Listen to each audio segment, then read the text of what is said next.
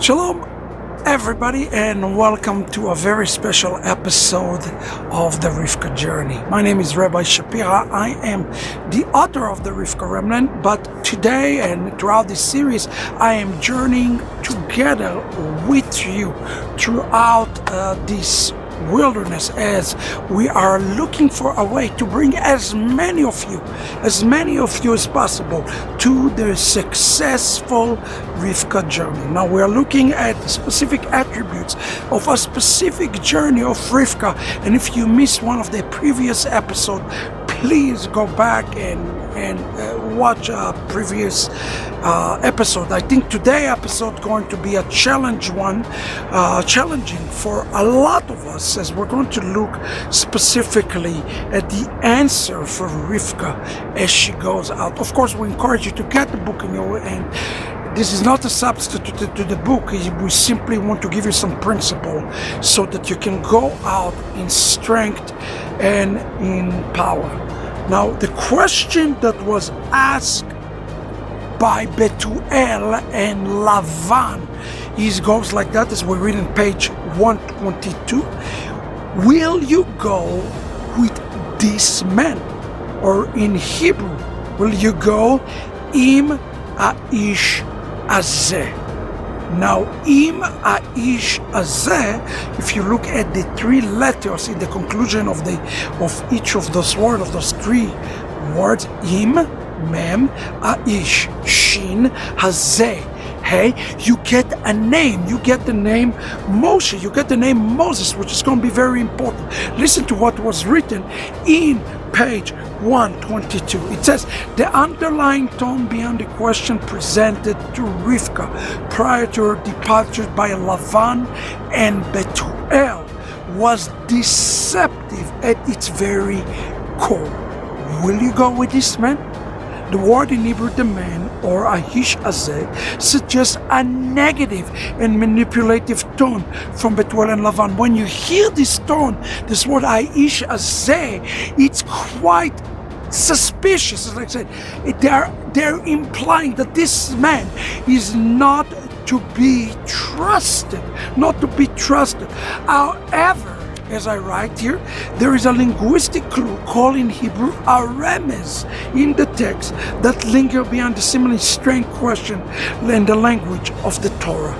The Baal HaTurim leave us a chilling linguistic pearl visible only through the holy tongue, that it is spelled the word Moses. In essence, what was asked is, are you going to go to our system? Are you going to follow our Torah? Or are you going to follow Moses' Torah? Or are you going to follow this new Torah by this man? Now, you probably ask the question, how can we see Moses encoded while Moses is yet to be born?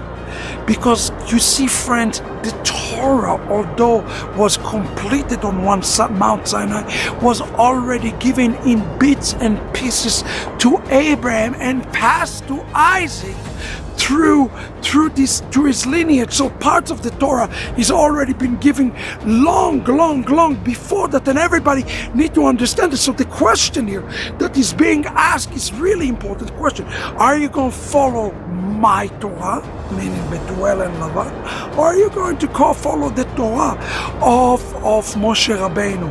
This is the question that we are asking yourself. You see, today we have to understand something. We have to understand something, that there is only one Torah that is given to the house of Israel. There's only one interpretation that is given to the house of Israel, and this is a choice that each and every one of you have to make. Will you follow the Torah of Israel, or will you follow some other strange and morph interpretation? Listen to what I wrote in page 123. Allow me to pause for a moment and touch on a sensitive topic, and I sincerely hope nobody get offended on that, okay? But listen to this. As many of you today claim to be returning to the Torah, yet you return the Torah of the Jewish people, made up of both the written commandment and also the oral interpretation of how to fulfill the commandment, Rivka answer, I will go, can be interpreted as I will submit to the Torah of the house of Yitzchak. Today, too many Rivka wannabes desire to come to the house of Yitzchak to redecorate it with dual expression. The house of Yitzchak must remain set apart, and Rivka desire to submit to the Torah of Yitzchak resonate with the word of Rabbi Shaul in Romans chapter 3, verse 1 and 2.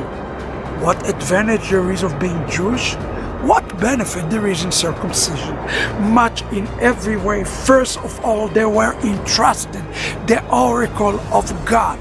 You need to understand that the question that was asked is a question about a spiritual authority.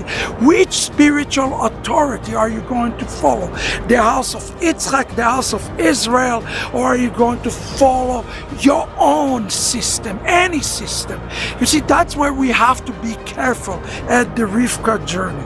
In the very heart of the journey today, Rivka had to submit to Eliezer, and Rivka ultimately have to submit to Yitzchak. My challenge to all of you today, even if Yitzchak is incorrect, even if Judaism is wrong, even if Judaism is not correct on this or that interpretation, submit to the authority and the interpretation of the house of Israel. Why?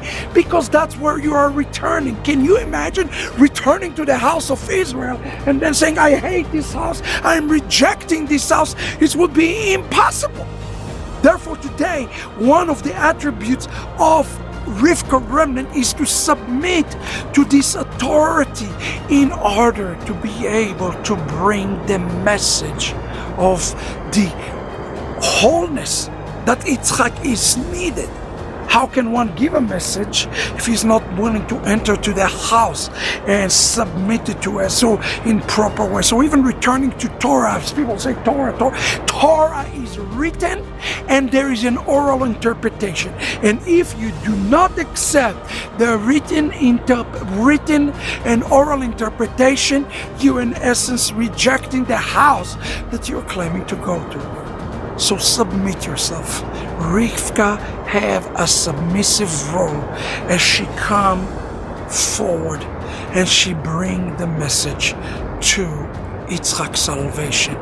In her wanting to submit to him, to Yitzchak, she himself become the redeemer of Yitzchak and his house. What an amazing shiur today to us. Get the book. God bless you. See you in the next shiur.